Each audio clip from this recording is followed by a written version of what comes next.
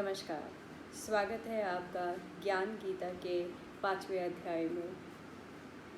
कल के अध्याय में हमने पढ़ा कि किस तरीके से सूक्ष्म शरीर के अंदर या हमारी आलिया कॉन्शियस के अंदर जो कुछ भी हम लोग सोचते हैं, करते हैं, जो कोई भी कर्मा है, वो सारे उसमें रिकॉर्ड होते रहते हैं।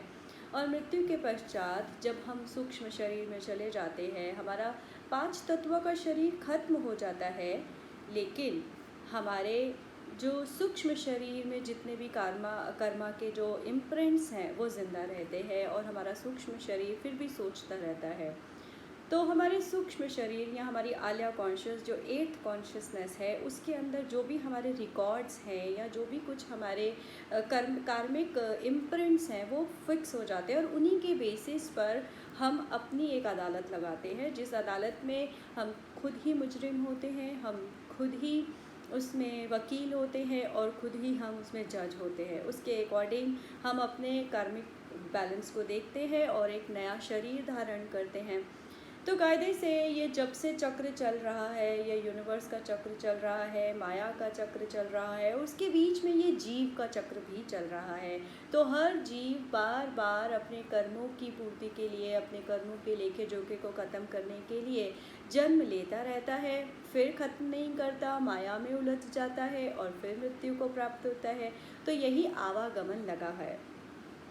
इस आवागमन को ख़त्म करना को ही मुक्ति कहते हैं कि कैसे इस आवागमन, इस आने और जाने, जन्म और मृत्यु या कार्मिक जो हम बॉन्ड्स बना रहे हैं या जो कार्मिक बंधन हम लोग बनाते हैं, इसको तोड़ने का क्या उपाय है, इस विशियस सर्कल से निकलने का क्या उपाय है, हमारी सफरिंग्स या पेन्स का क्या उपाय है। ठीक है, फिर अगर हम इसमें आएंगे लेकिन माया में नहीं उलझेंगे, तब हम देव जन्म लेंगे, then we'll take divine birth. So divine birth is like Shri Krishna's birth, which is very very easy and which is for the goodness of this society, goodness of people around us. तो देखते हैं कि 5वें अध्याय में श्री कृष्ण आगे क्या कह रहे हैं अर्जुन को। 5वें अध्याय में अर्जुन अब और भी ज़्यादा परेशान है, क्योंकि पहले तो उसे इतनी क्लैरिटी नहीं थी, लेकिन जितनी ज़्यादा बातें, जितनी ज़्यादा ज्ञान श्री कृष्ण अर्जुन को दे रहे हैं, उसे और ज़्यादा परेशानी हो गई है, उसे और ज़्यादा कन्फ्यूजन हो गई है। तो अर्जुन अब और ज़्यादा परेशान है, वह समझ नहीं पा रहे कि कौन सा मार्ग ठीक है। पहले श्री कृष्ण युद्ध भूमि में कर्म करने के लिए कहते हैं, फिर वे कहते हैं कि आत्मा को समझ और उसमें स्थिर हो जा, कोई मरता नहीं, कोई मारता नहीं। तीसरे अध्याय में श्री कृष्ण उसे कह रहे हैं कि मारना ही तेरा धर्म है। एक तरफ कह रहे हैं कुछ नहीं है और दूसरी तरफ कह रहे हैं मारना ही तेरा धर्म है। क्षत्रिय होने के नाते अर्जुन को युद्ध करके पापियों का नाश करना ही उचित है और युद्ध के फल को परमात्मा को समर्पित कर देना ही उसका कर्म है। अब वो फिर कंफ्यूज हो रहा है अर्जुन। फिर चौथे अध्याय में श्री कृष्ण उसे कह रहे हैं कर्मों का त्याग कर दे, क्योंकि वह कहते हैं कि ज्ञान बुद्धि से कर्म करना ही सर्वश्रेष्ठ है। फिर वे कहते हैं कि ज्ञान से परमात्मा निरंकार में स्थित होने से कर्म से मुक्ति मिल जाती है। ऐसा करने से सारे बंधन टूट जाते हैं। कोई व्रत, पाठ, शरीर को कष्ट देने की किसी चीज़ की आवश्यकता बाकी नहीं रह जाती, सब खत्म हो जाता है। तो अर्जुन पूछते हैं कि कर्मों के संन्यास या निष्कर्म योग का दोनों में से क्या ठीक है।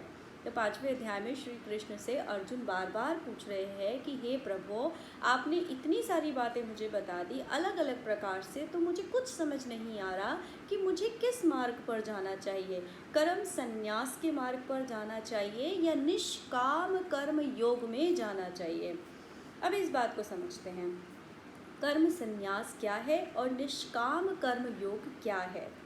कर्म संन्यास का मतलब है जहाँ साधक सब कर्म छोड़कर परमात्मा की प्राप्ति के लिए ध्यान में घंटों घंटों बैठ जाता है। जैसे हमारे लोग सन्यासी लोग करते थे, सन्यास में चले जाते थे, या आज भी कुछ लोग हैं जो घंटों घंटों ध्यान में बैठ जाते हैं। तो उस ध्यान में बैठने को वो कर्म संन्यास कहते हैं। और निष्काम कर्म योग का अर्थ क्या है, जहाँ समतव बुद्धि से राग, द्वेष से परे हम कर्म करते हैं। वहाँ हम ध्यान नहीं कर रहे हैं, लेकिन कर्म योग को कर रहे हैं, एक यज्ञ कर रहे हैं जिसमें कि हमारा हर कर्म जो है वो राग द्वेष से अलग है। No judgements, no opinions, you can say no hatred, कोई भी विकार नहीं है, ना क्रोध है, ना माया है, ना काम है, कुछ भी नहीं। उन सब से अलग होकर, सचेत होकर, कॉन्शियस लिविंग जब हम लोग करते हैं, उसको वो कह रहे हैं निष्काम कर्म योग। तो श्री कृष्ण कहते हैं निष्काम कर्म योग साधन में सुगम होने के कारण श्रेष्ठ है, क्योंकि हर कोई तो ध्यान नहीं कर सकता, हर कोई सन्यासी की तरह घंटों घंटों ध्यान में बैठना पॉसिबल ही नहीं है। तो वह कह रहे हैं कि एक आदमी के लिए निष्काम कर्म योग जो है वो ज़्यादा श्रेष्ठ है। श्री कृष्ण कहते हैं मूर्ख लोग समझते हैं कि ये दोनों अलग अलग है। मोस्टली लोग समझते हैं कि ये दोनों तो अलग अलग चीज़ें हैं, परंतु दोनों ही फलस्वरूप परमात्मा को प्राप्त होने में सहयोगी है। तो as per Shri Krishna, both are the ways to reach to that higher self, to that ananda, to that bliss state. Though the purpose of both the ways to reach to the supreme ananda stage, though the difference is ki the process is different. Like only through selfless devotion, if we need to understand, like only through selfless devotion towards karma one can elevate the life condition. तो जब हम निष्काम कर्म करते चले जाएं, suppose एक situation लेते हैं जहाँ पे एक इंसान निष्काम कर्म कर रहा है, निस्वार्थ भावना से कर्म कर रहा है, दूसरों के हमेशा भला करता है, सत्कर्म करता है, परोपकार करता है, हर काम को सोच कर करता है, उसका एंड रिजल्ट क्या होगा उसे पहले सोचता है फिर करता है। ये नहीं कि लैक कॉन्शियसनेस में सिर्फ काम करता जा रहा है और उसके बाद आगे चल के जब ठोकर लगी फिर रोया बैठ के। तो हर काम करने से पहले ये भी बहुत अच्छी लर्निंग है कि अगर आप कोई भी कर्म करते हो तो पहले 2 मिनट रुको और सोचो what is the end result of this is I am going to get. ठीक है, तो क्या इसका अंत मुझे मिलेगा। जब मुझे अंत का पता होएगा तो स्टार्टिंग में बड़े प्लानिंग से काम कर सकती हूँ, लेकिन अगर मुझे अंत का सोचे बिना मैं काम करना शुरू कर देती हूँ तो फिर मैं कहीं भी जाकर अटकूँगी और जब रास्ता नहीं मिलेगा तो परेशान हो जाऊँगी। तो यार श्री कृष्ण यही कह रहे हैं कि निष्काम कर्म से जब हम इस तरह से कर्म करते हैं तो धीरे धीरे हमारी स्वयं ही ऐसी स्थिति बन जाती है, we start vibrating at higher frequencies. ठीक है ना, क्योंकि हमारी भावना अच्छी होगी, लोग हमसे अच्छे जुड़ने शुरू होंगे, हमारे अंदर प्रेम भावना होगी, lot of compassion will be there, lot of unconditional love will be there. तो जब अनकंडीशनल लव और कंपैशन होगा और हमारे गले से, हमारे थ्रोट से अच्छी बात निकलेगी, हम लोगों का भला करेंगे, दिमाग से अच्छा सोचेंगे, तो डेफिनेटली हम ह्यूमैनिटी से थोड़ा ऊपर की तरफ आना शुरू हो जाएंगे, हमारी फ्रीक्वेंसी ऊपर आनी शुरू होएगी। जैसे जैसे फ्रीक्वेंसी ऊपर आनी शुरू होएगी समझ लो कि वो फॉग हट रहा है, वो सारा काला धुआं हट रहा है। काला धुआं हटने के साथ ही जैसे ही रास्ता क्लियर होगा आपका कनेक्शन अपनी हायर सेल्फ से हो जाएगा। ठीक है, फॉर एग्जाम्पल हम यहाँ खड़े हैं और अगर हमें 1 फुट की दूरी पे या 2 फुट की दूरी पे किसी चीज़ को लेना है या कहीं पहुँचना है, तो हम 1 फुट की दूरी या 2 फुट की दूरी पे शायद कुछ सेकेंड्स में पहुँच सकते हैं। We can reach to that point within seconds, right. But अगर उस 1 और 2 फुट की दूरी के बीच में बहुत सारा क्लटर्ड हो, कुछ कचरा पड़ा हुआ है या सामान पड़ा हुआ है या रास्ता ब्लॉक हुआ है, तो फिर कितनी देर लगेगी। दूरी चाहे 1 फुट की या 2 फुट की है, लेकिन हमें वहाँ पहुँचने में कितना टाइम लगने वाला है। आप धीरे धीरे कचरा हटाओगे या वो सामान हटाओगे या लोगों की हेल्प मांगोगे, उसको क्लियर करोगे रास्ते को, तभी उस तक पहुँच सकोगे। तो in the same way the cosmic energy in flow is flowing every minute, every second it is flowing from our higher self. So what is disconnecting us from that cosmic energy is our thought, the cloud of our thoughts, the imprints which we keep in that alaya conscious, they block the way between the higher self and my own physical reality. So उस वजह से वो clarity नहीं होती, वो fog रहता है, इस वजह से मैं लैक कॉन्शियसनेस में चली जाती हूँ। लैक कॉन्शियसनेस में आने की वजह से हम बिना सोचे समझे कुछ भी कर्म करते हैं, किसी भी तरीके से आँखों का सही इस्तेमाल नहीं करते, मुंह का सही इस्तेमाल नहीं करते, गले का सही इस्तेमाल नहीं करते, हाथों का सही इस्तेमाल नहीं करते। तो लैक कॉन्शियसनेस में जब हम कर्म नहीं कर रहे, एंड रिजल्ट को सोचे बिना चल रहे हैं, तो निष्काम कर्म करना बिल्कुल भी पॉसिबल नहीं है। तब हम अपनी स्थिति से गिरना शुरू हो जाते हैं। और मज़े की बात यह है कि हम दूसरों को गिरते हुए तो बड़े आराम से देखते हैं, बताते भी है, देखो तुम्हारा ये एक्ट ठीक नहीं है, इससे तुम्हारी लाइफ नीचे जा रही है, तुम्हारी फ्रिक्वेंसीज नीचे जा रही हैं, लेकिन हम अपने को नहीं देख पाते। हमने ऐसी व्यवस्था कर ली है कि जाने अनजाने हम अपनी गलतियों पर ऐसे पर्दे डाल देते हैं, उसे इतना इग्नोर कर देते हैं, अपनी हायर सेल्फ की आवाज़ को इतना अलग कर देते हैं कि वो थॉट्स का जो क्लाउड है हमारे आसपास, वो हमें कनेक्ट ही नहीं होने देता, उसके साथ क्लैरिटी ही नहीं आती। जब क्लैरिटी ही नहीं आएगी तो निष्काम कर्म कैसे करोगे? तो निष्काम कर्म जो शब्द है ना, वो सिर्फ किताबों में लिखा रह जाता है, वो हम इम्प्लाई नहीं कर पाते। तो जब तक उस लेवल पर हम इम्प्लाई नहीं करेंगे, एप्लीकेशन नहीं होगी, तब तक हम अपनी फ्रीक्वेंसीज को अप नहीं कर सकते हैं। ठीक है, so this is what Shri Krishna is saying कि निष्काम कर्म का मतलब है कि जहाँ आप बिना स्वार्थ के सत्कर्म कर रहे हो, अपने विकारों से परे कर्म कर रहे हो, तो डेफिनेटली आपकी स्टेट अपने आप ऊपर होती चली जाएगी और आप अपनी हायर सेल्फ पे कनेक्ट होगे। सत्य मेरा फिजिकल रियलिटी है, चित्त मेरा कॉन्शियसनेस है, और जब सत्य और चित्त आपस में कनेक्ट होंगे, अलाइंड होंगे, एक दूसरे से बात कर पाएंगे, तो वो उस परम स्थिति में पहुंच जाएंगे, आनंदा। उस आनंद की परम स्थिति में ही वो ब्राह्मण है, वह परम पिता है, परम ईश्वर कह सकते हो, या वो कलेक्टिव कॉन्शियसनेस कह सकते हो, what ever you call it, universal शक्ति कह सकते हो, सुपर इंटेलिजेंस कह सकते हो। तो वो सुपर इंटेलिजेंस से कनेक्ट होने के लिए हमें किसी भी तरह से बस फ्रिक्वेंसीज को अप करना है। तो दोनों ही रास्ते सही हैं, या तो ध्यान के माध्यम से सीधा ऊपर पहुंच जाओ। जब तुम सीधा उसमें कनेक्ट होगे तो डेफिनेटली तुम्हारी फ्रिक्वेंसीज इतनी हाई होंगी कि तुम किसी के लिए गलत ना सोचोगे, ना गलत करोगे, ना गलत बोलोगे, ना गलत देखोगे, तो डेफिनेटली कार्मिक तुम्हारा अपने आप अकाउंट ठीक होने लग जाएगा। तो वो भी ऐसे भी सही है। निष्काम कर्म से क्या हो रहा है कि तुम कर्म अच्छे करते जा रहे हो, करते जा रहे हो, करते जा रहे हो, फ्रिक्वेंसीज को इतना हाई करके उस आनंद की स्टेट पर पहुंच जाते हो कि डेफिनेटली फिर परमात्मा की प्राप्ति हो जा रही है। तो श्री कृष्ण कह रहे हैं कि जो मूर्ख लोग हैं वह समझते हैं कि ये दो डिफरेंट चीज़ें हैं, but they are not different, they are one, right. दी अब बात तो वही होगी, या तो परमात्मा के पास पहुंच जाओ या परमात्मा को यहाँ ले आओ।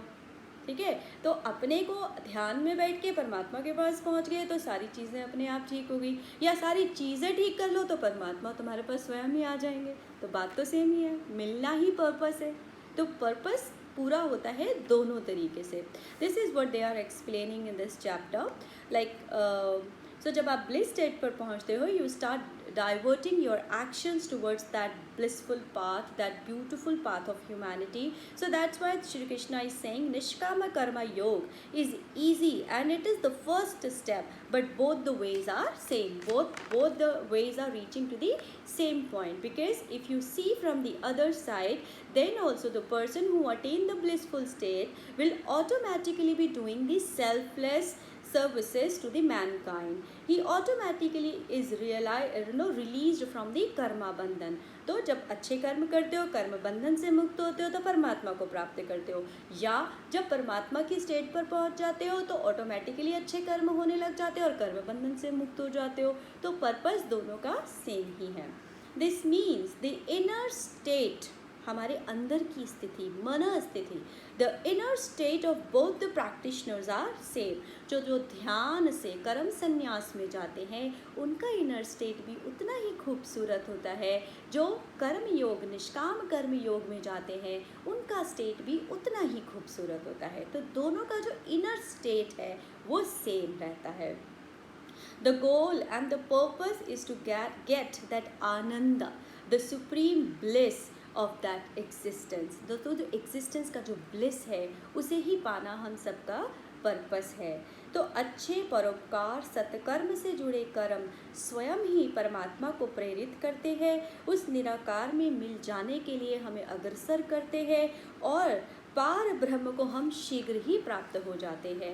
दूसरी तरफ जो ज्ञान मार्ग से कर्म संन्यास के द्वारा उस परम स्थिति में स्थित होते हैं, वे स्वतः ही निष्काम कर्म करने लगते हैं और कर्म बंधन से मुक्त हो जाते हैं। श्री कृष्ण कहते हैं, आई कोट, अर्जुन, तत्व को जानने वाला साख्य योगी तो देखता हुआ, सुनता हुआ, स्पर्श करता हुआ, सूंघता हुआ, भोजन करता हुआ, गमन करता हुआ, सोता हुआ, श्वास लेता हुआ, बोलता हुआ, त्यागता हुआ, ग्रहण करता हुआ, आँखों को खोलता हुआ, मीचता हुआ, सब इंद्रियां अपने अपने अर्थों में बरत रही हैं, इस प्रकार समझता हुआ निस्संदेह ऐसा माने कि मैं कुछ भी नहीं करता। परंतु हे अर्जुन, देह अभिमानियों द्वारा यह साधना होना कठिन है, इसलिए मैं कहता हूँ निष्काम कर्म योग सुगम है। तो जो लोग कर्म संन्यास में जाते हैं, जो ध्यान में चले जाते हैं, सो व्हाट इज़ कर्म संन्यास? अगर हम इसे लेमैन की भाषा में समझते हैं तो जो मेरी फिजिकल आइडेंटिटी है उसके आसपास एक ड्रामा चल रहा है, उसके आसपास there is a story going on, right? So I am acting in this story. So if I am involved in the story of that drama which is going on, so I get into the feelings of that. तो जब मैं इस drama के पात्र में involve होना शुरू हो जाती हूँ तो बहुत सारे इमोशंस इमर्ज होने लगते हैं। मुझे हर्ट भी होने लग जाता है, मुझे गुस्सा भी आने लग जाता है, मुझे प्यार भी आने लग जाता है, मुझे ममत्व भी आने लग जाता है ना? तो सारी फीलिंग्स आनी शुरू हो जाती हैं और उन इमोशनल फीलिंग्स के चक्कर में उस ड्रामा में हम ऐसे उलझ जाते हैं कि हम ये भूल ही जाते हैं कि ये तो ड्रामा है। जैसे कि अगर हम एक मूवी देखने जाते हैं, एक इमोशनल मूवी देखने जाते हैं, जब हम सीट पे बैठते हैं तब हम बड़े मज़े से पॉपकॉर्न्स भी खाते हैं, हमें पता है कि ये तो पिक्चर है, ये तो ड्रामा है। लेकिन जैसे जैसे हम उस मूवी को देखते जाते हैं, हम उस मूवी में इन्वॉल्व होते जाते हैं, तो जब वहाँ हीरोइन रोती है तो हमें भी रोना आ जाता है, हमारी आंखों से आंसू बहने लग जाते हैं। या कोई माँ अगर रो रही है, कोई बच्चा माँ से बिछड़ गया है, तो मेरे अंदर की ममत्व जाग जाता है, मेरे आंखों से आंसू आने शुरू हो जाता है। तो उस पिक्चर के अंदर हम इतना इन्वॉल्व हो जाते हैं कि हम एक तरह से अपने असली अस्तित्व से सेपरेट हो जाते हैं और उस पिक्चर के अंदर उस करेक्टर को जीने लग जाते हैं। जब हम उस करेक्टर को जीने लगते हैं तो उसके इमोशंस हमारे को हर्ट करने लग जाते हैं, उसकी खुशी हमें खुश कर देती है, उसका दुख हमें दुख कर देता है। जब पिक्चर ख़त्म होती है तब हमें रियलाइज़ होता है, तब हम उस हिप्नोटिक स्टेट से बाहर आते हैं। ओह, ये तो मूवी थी, ये क्या, मैं क्यों रो रही हूँ, बेकार, मैं अलग हूँ।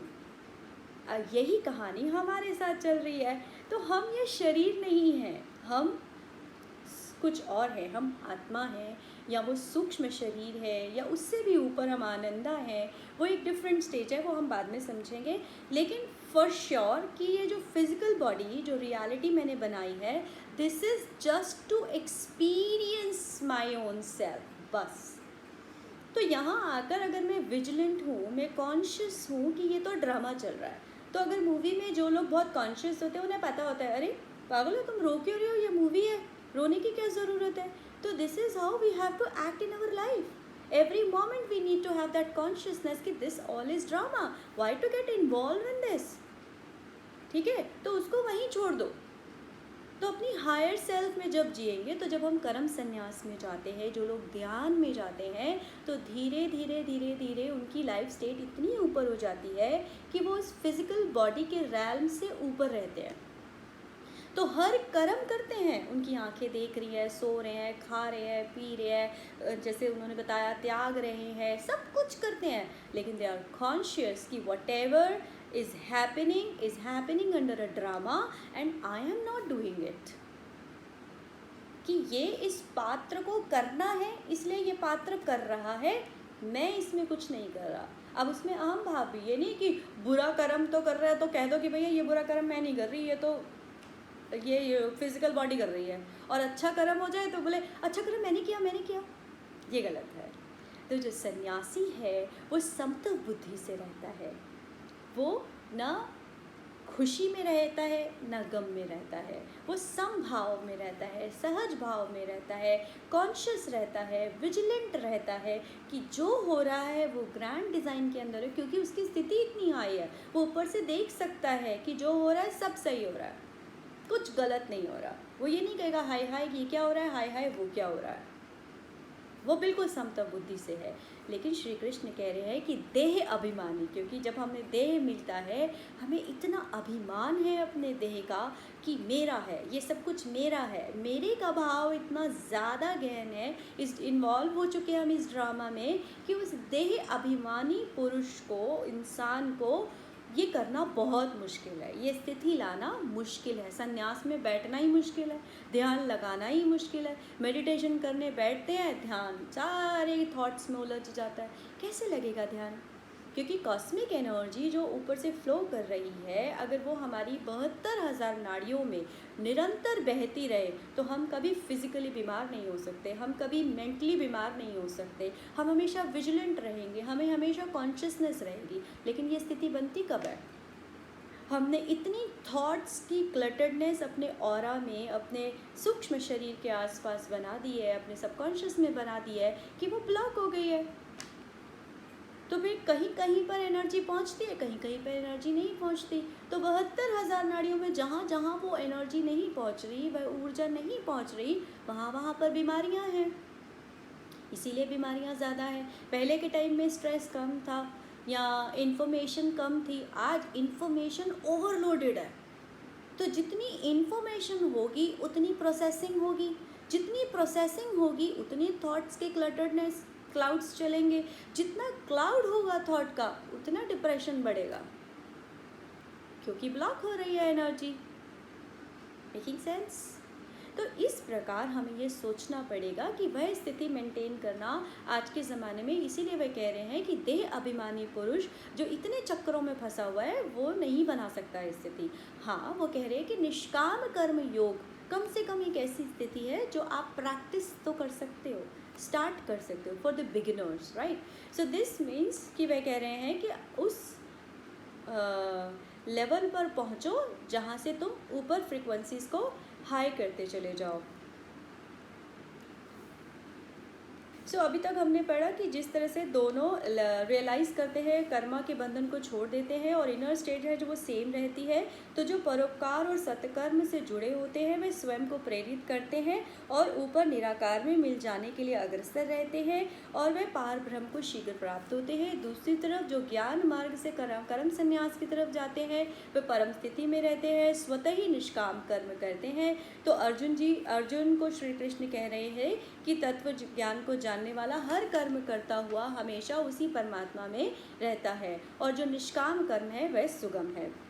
This means these type of people separate their identity with their body। जैसे मैंने बताया कि वो अपनी बॉडी से अपनी आइडेंटिटी को सेपरेट कर देते हैं। They know that body is an instrument through which all the functions are going on। They know that they are physical body and they are separate from it, कि हमारी existence ये body नहीं है। They work through higher self। So ये तो ऐसा हो गया मानो शरीर एक मकान हो और मकान केवल यूज़ करने के लिए आया हो, अपने एक्सपीरियंस करने के लिए, तो आप डिटैच्ड ही रहेंगे। आप कर्म करने के लिए प्रेरित हो रहे हैं, फिर भी कर भी रहे हैं, परंतु शरीर से बाहर अपने आसपास की होती गतिविधियों को देख पा रहे हैं। तो अब यहाँ पर क्या हो जाता है कि फिज़िकल बॉडी मैं, मेरे सामने तू, लेकिन इस मैं और तू को देखने वाला कोई और, तीसरी आँख, वो क्या है? मन की आँख। जो वो मन की आँख है, जहाँ वो सूक्ष्म शरीर की आँख है, वो मैं हूँ। हमेशा एक एक्सरसाइज करके देखें कि जब भी कोई कर्म कर रहे हैं तो उस कर्म को एक्सपीरियंस कहाँ हो रहा है? मुख खा रहा है, पेट पचा रहा है, बॉडी तो सिस्टम कर रही है, लेकिन उसका स्वाद कहाँ आ रहा है? उसका स्वाद कौन ले रहा है? उससे आनंद किसको मिल रहा है? इस शरीर को मिल ही नहीं सकता। मृत्यु के बाद इस शरीर में डाल दो भोजन, अंदर जाएगा ही नहीं। मृत शरीर पड़ा हो, ना वो पचा सकता है, ना पेट अपना काम करेगा, कोई अपना काम नहीं कर सकता। तो कौन ये काम कर रहा है? ये सुपर इंटेलिजेंस जो वर्क कर रही है, कोई साइंटिस्ट आज तक नहीं पता कर पाया कि ये सुपर इंटेलिजेंस काम कैसे कर रही है।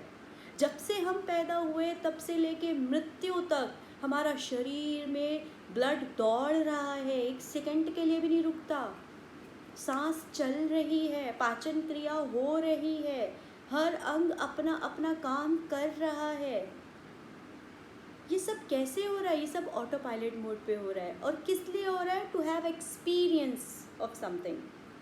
ठीक है, तो वो जो एक्सपीरियंस कर रहा है वो कौन है? वो मैं हूँ, वो असली मैं हूँ। तो जो उस स्थिति में स्थित हो जाते हैं उन्हें उनके कर्म अपने आप ही कर्म बंधन से वह छूट जाते हैं। तो वह ऐसे रखते हैं कि ये मकान है और मैं इसमें रह रहा हूँ, इसकी सारी चीज़ों को अपना रहा हूँ। जिस दिन ये मकान पुराना हो गया, टूट फूट गया, ख़राब हो गया, इसे ख़त्म किया और नया मकान बना लिया। That's it, simple. तो इस तरीके से वे सारी गतिविधियों को देखते रहते हैं। और लेकिन जब हम छोटे पर्सपेक्टिव में चले जाएंगे तो हम क्या करेंगे? हम शरीर बन के देखेंगे। लेकिन जब हम बड़े पर्सपेक्टिव से देखेंगे तो हम आत्मा बन के देख रहे हैं, हम एक सोल कॉन्शियसनेस से देख रहे हैं, तब चीज़ें डिफरेंट हो जाती हैं। तो हम सिर्फ अपने को देख पाते हैं छोटे लेवल पर, और जब हम बड़े हो जाते हैं तो हम सबको देख पाते हैं। और छोटे लेवल पर होते हैं तो हम सिर्फ दूसरों को देखते हैं। पहली बात तो अपने घड़े को तो ठीक ही नहीं करते, हमेशा दूसरे को ठीक करना चाहते हैं। तुम्हारे अंदर ये प्रॉब्लम है, तुम्हारे अंदर वो प्रॉब्लम है, तुम्हारी ये बात बिल्कुल अच्छी नहीं है, तुम ऐसा करते हो इसीलिए मेरे को ये करना पड़ता है, तुम ऐसा करते हो इसीलिए मुझे गुस्सा आता है, तुम मेरी बात मान लो तो देखो मैं कितनी सही चलूँ। अच्छा ड्राइवर तो ऐसा नहीं होता। आप तो वो कह रहे हो कि खाली सड़क हो तो मैं सब कुछ सारी बड़ी अच्छी गाड़ी चला लूँ। अच्छा ड्राइवर वो है जो तंग रास्ते पर भी गाड़ी चला सके और कंट्रोल में गाड़ी चला सके, जो दूसरों को अब्यूज़ ना करे और अपनी गाड़ी अपने कंट्रोल में चला सके। तो यही बात श्री कृष्ण बार बार बता रहे हैं। ठीक है, तो जब हम ऊपर कॉन्शियस लेवल से सोचते हैं तो तब हम अपने को देखने के लिए हमारे पास आँख होती है। हम कॉन्शियस लिविंग में हम सचेत हो जाते हैं। We act as third person who see every situation from some distance. हम दृष्टा बनकर देख पाते हैं, एनालाइज कर पाते हैं, सेल्फ रियलाइजेशन कर पाते हैं, सजग रहते हैं। जब सजग रहते हैं तो निष्काम कर्म स्वाभाविक है। श्री कृष्ण कहते हैं, आई कोट, दूसरी तरफ श्री कृष्ण कहते हैं कि दूसरी तरफ जो लोग अपना कर्म अटैचमेंट के बिना दूसरों के लिए करते हैं और उसका फल परमात्मा को समर्पित कर देते हैं, जहाँ मैं का भाव नहीं होता वहाँ भी कमल के पत्ते के सदृश पाप से लिपायमान नहीं होते। अब ये निष्काम कर्म योग की बात कर रहे हैं कि जहाँ पर आप काम तो कर रहे हैं, कर्म कर रहे हैं, लेकिन अच्छा और बुरा दोनों कर्म उस परमात्मा को समर्पित कर देते हैं कि मैं तो एक रोल की तरह यहाँ पे काम कर रहा हूँ, बाकी सब कुछ तुम पर समर्पित है, मेरा अच्छा काम भी तुम्हें समर्पित है, मेरे से अगर कोई गलती हो जा रही है वो भी तुम पर समर्पित है, मैं कॉन्शियसली कर रहा हूँ। तो जब ऐसे हम कर्म करने लगते हैं तो डेफिनेटली धीरे धीरे हम अपने आप ही कॉन्शियस हो जाते हैं और वो भी हमारी एक स्थिति बनती है जहाँ हम अपनी उस परम स्थिति में या परमात्मा की तरफ अग्रसर होने लग जाते हैं। तो श्री कृष्ण कहते हैं, आई कोट, वश में है अंतःकरण जिसका, ऐसा सांख्य योगी का आचरण करने वाला पुरुष निसंदेह न करता हुआ, न करवाता हुआ, 9 द्वारों वाले शरीर रूपी घर में सब कर्मों को मन से त्याग कर, अर्थात इंद्रियों के अर्थ में बरत रही हैं, ऐसा मानता हुआ आनंद पूर्वक सच्चिदानंद परमात्मा के स्वरूप में स्थित रहता है। सेम बात कि आँख का काम कर रही है, नाक का काम कर रही है, मुख का काम कर रहा है, हर इंद्री अपना काम कर रही है। ये एक रोल है, ये हो रहा है, बस मुझे इसमें कुछ नहीं करना, मैं इससे अलग स्थित हूँ। तो वह वही बात कह रहे हैं कि ऐसा जो सांख्य पुरुष होता है उसका आचरण ऐसा है, ना वो करने वाला है ना करवाने वाला है। ये नहीं कि अपना ही सोचना, जो दूसरा भी कर रहा है तब भी ऐसे ही सोचना है कि whatever is happening it is happening just because of the conditioning और द सर्कमस्टांसेस और द एनवायरनमेंट और the role play of the other person. इस तरह से जीना सीखना है, तब हम उस लेवल पर पहुंच पाएंगे। यह स्थिति अभी हमने जहाँ अपनी जहाँ हम छोटी मैं से निकलकर अपने यथार्थ स्वरूप में स्थिर हो जाते हैं, अपनी रियलिटी में हम जब स्थित हो जाते हैं, जहाँ इस जगत की सारी चीज़ें, सारी बातें नाटक और कहानी के सिवाय कुछ प्रतीत नहीं होती, जहाँ ज्ञान चक्षु खुल जाते हैं, ऐसा व्यक्ति गुड कॉजेज़ ही करेगा एंड गुड इफेक्ट से वापस आएंगे। अब आप सोचेंगे कि ऐसी ज़िंदगी जीना बहुत मुश्किल है। बिल्कुल मुश्किल नहीं है। उन्होंने नहीं कहा कि आप जाके पहाड़ों पे जाके संन्यास ले लो, नहीं, वैरागी नहीं कह रहे। वह सिर्फ एक स्थिति को समझने की बात कर रहे हैं। आप रोल में अपना प्ले करते हो। हर एक्टर को पता है कि उसे जाके मेकअप करना है, उसे जाके कैमरा फेस करना है, उसे जाके ये रोल प्ले करना है, उसका ये एक्ट है, उसका ये गेटअप है, और वो फुल्ली इन्वॉल्व होके वो रोल प्ले करता है, उस पर अपने भाव भी देता है, लेकिन इंटरनल इंटेलिजेंस वर्क कर रही होती है कि मैं ये रोल नहीं हूँ। जैसे ये शिफ्ट खत्म होगी, ये रोल खत्म होगा, I am someone else, that's it. So सिर्फ वो कॉन्शियसनेस रखनी है और कुछ नहीं रखना, ताकि हम कॉन्शियस रहे what is the end result of what ever I am doing. If I am aware of my Karma I am creating in every moment, that's okay, good enough. बस यही करना है और कुछ नहीं। तब स्वतः ही आप देखोगे कि आप अच्छे कर्म करने लग जाओगे, किसी का बुरा नहीं कर पाओगे। वैसे तो हम यही बात बोलते हैं, मैंने तो ज़िंदगी भर किसी का कुछ बुरा नहीं किया, पता नहीं मेरे ऊपर ही ये सारी मुसीबतें क्यों आ जाती हैं, पता नहीं मेरे ऊपर ही ये कर्मा क्यों आ जाता है। ये गलत है। अगर इफ़ेक्ट है, इसका मतलब कॉजेज़ में गड़बड़ है, जाने अनजाने किया, क्योंकि हमारे पास ना वो आँख नहीं है जिससे हम ये देख पाए कि मैंने क्या क्या बुरा किया। तो रात को हम एक काम कर सकते हैं, every day we can do one exercise, कि every night we can just keep a check, a record of our own self. जैसे सूक्ष्म शरीर में हम आकाशिक रिकॉर्ड रखते हैं ना, लोग कहते हैं हम आकाश रीड करते हैं आपका, तो वो यही होता है। वो सूक्ष्म शरीर में जो हमारे सारे हमने थॉट्स क्रिएट किए हैं या हमने जो कर्मा किए हैं, वो सारे सूक्ष्म शरीर में होते हैं। तो ऐसा क्यों ना करें कि हम अपने स्थूल शरीर में एक रिकॉर्ड बना लें, एवरी नाइट, हर रात, सुबह से लेकर रात तक का ब्यौरा ले लें अपना। जब हम रोज़ अपना अकाउंट करेंगे और अपने को रोज़ मार्क्स भी दे दें कि अच्छा आज हमने 4 पार्ट्स में अपने लाइफ को डिवाइड किया, एक डायरी बनाते हैं, उसमें 4 पार्ट्स में डिवाइड करते हैं, एक में लिखते हैं फैमिली, एक में लिखते हैं पर्सनल, एक में लिखते हैं हम लोग क्या कहते हैं स्पिरिचुअल। स्पिरिचुअल का मतलब ये नहीं है कि सिर्फ घंटियाँ बजानी है ओम जय जगदीश, नो। स्पिरिचुअल का मतलब कि आपने आज किसके चेहरे पे एक स्माइल ले आए, आज आप किसका एक भला काम करके आ गए, आज आपने किसके लिए एक अच्छा काम कर लिया, किसके मन से एक दुआ आपके लिए निकल आई। तो ये भी स्पिरिचुअलिटी है कि आप निष्काम, मतलब फल वापस आना है उसके बारे में नहीं सोच रहे, बस कर रहे हैं, अच्छा कर रहे हैं, ठीक है। तो वो कर्म। और चौथा खाना आप कुछ भी बना सकते हैं। अगर आप प्रोफेशन में हैं तो आप प्रोफेशन लिख सकते हैं। आप अपने पॉइंटर्स लिखिए कि मुझे कल ये काम करने हैं, और लास्ट में अपने आप को मार्क्स दीजिए रात को कि मैंने आज ये क्या क्या अच्छे काम किए, मेरा प्लस का पॉइंट कितना बड़ा, मेरा माइनस का पॉइंट कितना बड़ा। तो आपका एक एनालिसिस आपके सामने आ जाएगा। आपकी हायर सेल्फ की आवाज़ को इग्नोर न कीजिए, तो आपको पता चल जाएगा डेफिनेटली। तो आप डेली अपना रिकॉर्ड, अपना आकाशिक रिकॉर्ड आपके हाथ में होगा। जब आप मरेंगे, जब हमारी मृत्यु होएगी ना, तो बड़े कॉन्फिडेंट होंगे कि भैया हमने तो, हमारा रिकॉर्ड तो साथ साथ बनता चला गया। तब सूक्ष्म शरीर में जाके ज़्यादा मेहनत नहीं करनी पड़ेगी। तो यही श्री कृष्ण कह रहे हैं कि जिसने अंतःकरण को जीत लिया, जहाँ इस जगत की सारी चीज़ें आपको नाटक की तरह लग रही है, कहानी की तरह लग रही है, और जब आप गुड इफेक्ट्स कॉजेज़ क्रिएट करेंगे तो गुड इफेक्ट आएगा। श्री कृष्ण ने इस अध्याय में एक और खूबसूरत बात बोली है, जिसे जल्दी से जिक्र करूँगी।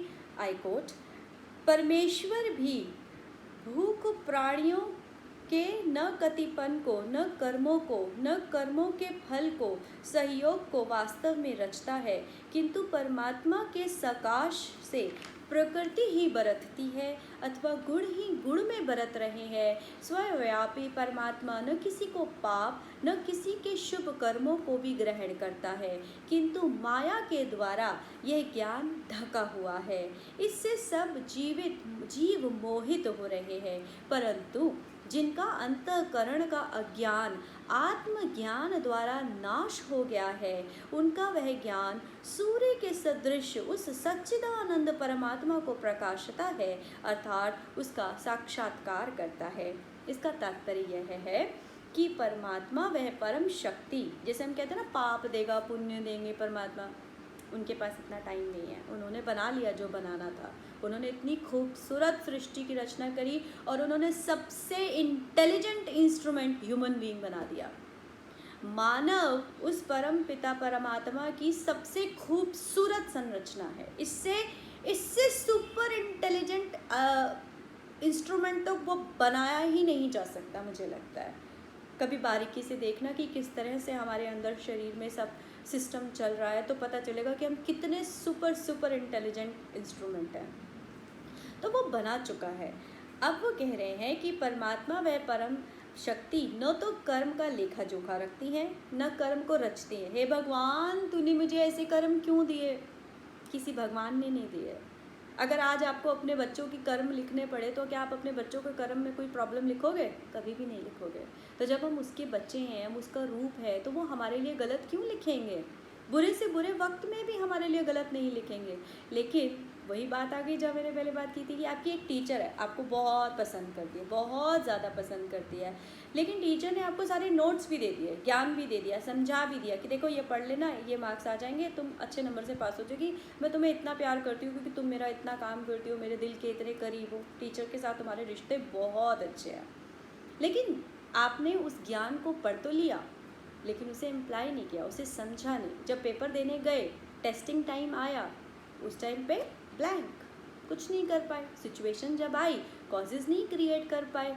तो जब कॉपी में कुछ नहीं लिखा होगा, गुच्चड़ मुच्चड़ लिखा होगा, मिस्टेक्स ही मिस्टेक्स हैं, कॉपी की हालत इतनी बुरी है, जब टीचर चेक करेगी तो वो नंबर कैसे देगी?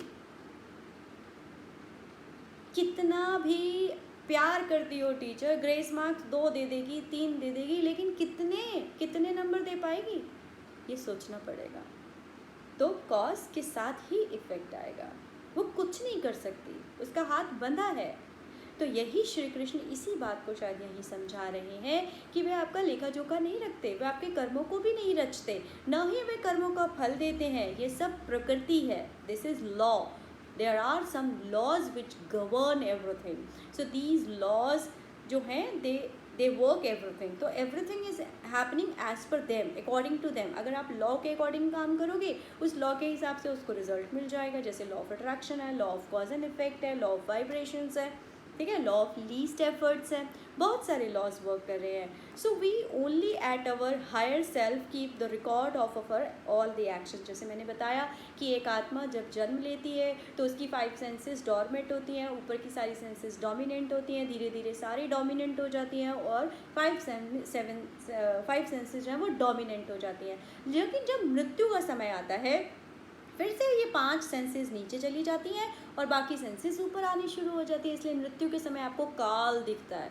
काल नहीं होता वो जो पूरे जन्म में आपने पूरी ज़िंदगी में जो सूक्ष्म कर्मा का जो क्लटर्डनेस क्रिएट किया ना, बवंडर, वो दिखाई देता है। और वहाँ पे टाइम स्पेस नहीं होती, कुछ जैसे एक नाइटमेयर देखे हैं हम। कभी जब हम ऐसे ना रात को डर से उठ जाते हैं, वो नाइटमेयर देखते हैं कि कभी कोई आ रहा है, कोई मगरमच्छ खा रहा है, कुछ हो रहा है, कभी कुछ हो रहा है। तो आप जो कुछ भी अपने स्टोर हाउस में भर रहे हो, वो एंड मोमेंट पे सब दिखाई देता है। वो 8th कॉन्शियस जागृत हो जाती है और मृत्यु के बाद वही सारी कॉन्शियसनेस हमारी चलती रहती है। तो वही कह रहे हैं कि परमात्मा नहीं कर रहे, हम स्वयं ही, हमारा इंटेलिजेंट सिस्टम ऐसा है कि हम स्वयं ही उस आकाश रिकॉर्ड बना रहे हैं। सारा कलेक्टिव कॉन्शियसनेस के उस रिकॉर्ड में सब कुछ बन रहा है। So we record all the actions in our आलिया conscious, we elevate our own karma, we evaluate our own karma and we only bring the effect of our karma accordingly. So we at higher self are the script writer, we are the actor and we are the viewer. जैसे श्री कृष्ण ने पहले भी कहा कि I am the doer, I am the experiencer and I am the हवन। जो हो रहा है वो भी मैं हूँ, जो कर रहा हूँ वो भी मैं हूँ और जो एक्सपीरियंस हो रहा है वो भी मैं हूँ, ठीक है। सो बट ये ज्ञान माया के द्वारा ढका हुआ है। जो व्यक्ति उस हायर स्टेट को अटेन कर पाता है, जो व्यक्ति इस अज्ञान के फॉग को हटा देता है, अपनी असली रियल स्टेट को समझ पाता है, वह फिर एक छोटी सोच से काम नहीं करता। वो छोटे छोटे बेनिफिट्स के लिए काम नहीं करता, वो एक बड़े बेनिफिट के काम करता है कि जहाँ मेरा रास्ता खुल जाए। वह सजग हो जाता है। और ऐसा मनुष्य जिसका चित्त हायर कॉन्शियसनेस, सत्य यानी फिजिकल बॉडी, चित्त जो हमारा कॉन्शियसनेस है, अलाइन हो जाए, वह आनंद की अनुभूति में पहुंच जाता है। सत्य, चित्त और आनंद में मर्ज हो जाता है। ऐसे लोग सब में, यहाँ तक के चांडाल में भी समभाव देखने वाले होते हैं। श्री कृष्ण कहते हैं कि ऐसे लोग सब में समभाव देखते हैं, किसी की बुराई, किसी की अच्छाई उन्हें कुछ नहीं दिखती। उन्हें लगता है सबके अंदर वही परमात्मा का एक रूप है। इसलिए श्री कृष्ण कहते हैं जिसका मन समतव भाव में स्थित हो, उनके द्वारा इस जीवित अवस्था में संपूर्ण संसार जीत लिया गया है, अर्थात में वे जीते हुए इस संसार से मुक्त है। आई कोट, हे अर्जुन, जो मनुष्य शरीर के नाश होने से पहले, माइंड इट, शरीर के नाश होने से पहले मुक्ति है, शरीर के नाश होने के बाद मुक्ति नहीं है। तो शरीर के नाश होने से पहले ही काम और क्रोध से उत्पन्न हुए वेगों को सहन करने में समर्थ है, वह मनुष्य इस लोक में योगी है, वही सुखी है और वही मुक्त है। इसी के साथ 5वां अध्याय इसे विराम देते हैं। थैंक यू सो मच आज के इस अध्याय को सुनने के लिए।